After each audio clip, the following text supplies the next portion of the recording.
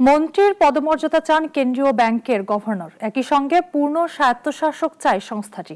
আর পর্ষদে সরকারের প্রতিনিধি কমবে। বাংলাদেশ ব্যাংক বলছে নতুন অধ্যাদেশে মর্যাদা বাড়বে, যদিও বিশ্লেষকরা বলছেন রাজনৈতিক প্রভাবমুক্ত না হলে আইনি সুযোগ কাজে আসবে না। উল্টো কর্তৃত্ব বাড়লে ঝুঁকি বাড়বে কর্মীদের অনিয়ম দুর্নীতিতে জড়িয়ে পড়ার।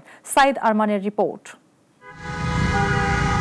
দেশের ব্যাংকিং খাত হাবুডুবু খাচ্ছে।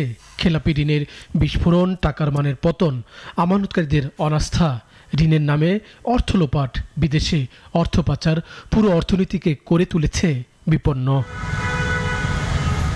ব্যাংকিং খাতে শাসন তদারকির দায়িত্ব কেন্দ্রীয় ব্যাংকের। তবে বিগত দিনগুলোতে অনিয়ম দুর্নীতি ঠেকাতে যতটা পদক্ষেপ ছিল, উল্টো অপকর্মে সহযোগী হয়েছে সংস্থাটি, কুড়িয়েছে বদনাম। স্বায়ত্তশাসন হারিয়ে পরিণত হয় সরকারের সংস্থায়। এবার বাংলাদেশ ব্যাংক তার আইনি ক্ষমতা এবং স্বায়ত্তশাসন জোরদার করতে চায়। পূর্ণ স্বায়ত্তশাসনের জন্য সরকারের আইনি সংস্কার চেয়ে খোদ গভর্নর চিঠি দিয়েছেন। চিঠিতে গভর্নর তার পদমর্যাদা মন্ত্রীর সমান করতে বলেছেন। অবশ্য তার আগে সরকারের কাছে পাঠানো হয় বাংলাদেশ ব্যাংক অর্ডিন্যান্সের হালনাগাদ খসড়া। বিষয়টা একটু বিলম্বিত হচ্ছে। বাংলাদেশ ব্যাংক মনে করছে যে সামনে নির্বাচন হবে, নির্বাচনের পূর্বেই যদি এই অন্তর্বর্তী সরকারের সময় যেহেতু এই উদ্যোগটা গ্রহণ করা হয়েছে, অর্থাৎ এই সরকারের সময়কালেই যদি বিষয়টা একটা সিদ্ধান্ত নেয় তবে এটা ভালো হয়।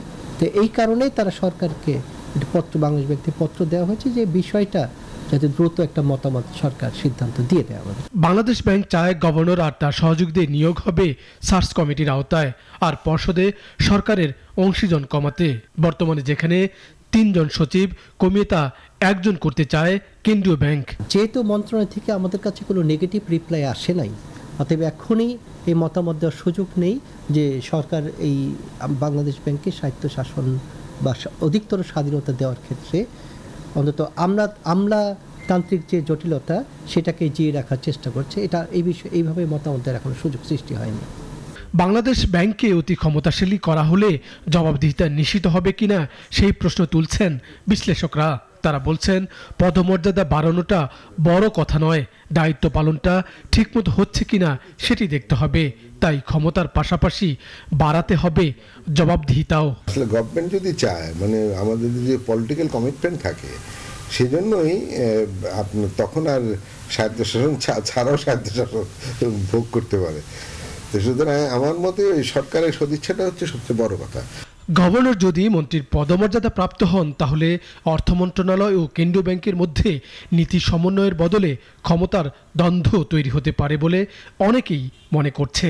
উপেক্ষিত হতে পারে জনস্বার্থ এবং রাজনীতির দিকটিও।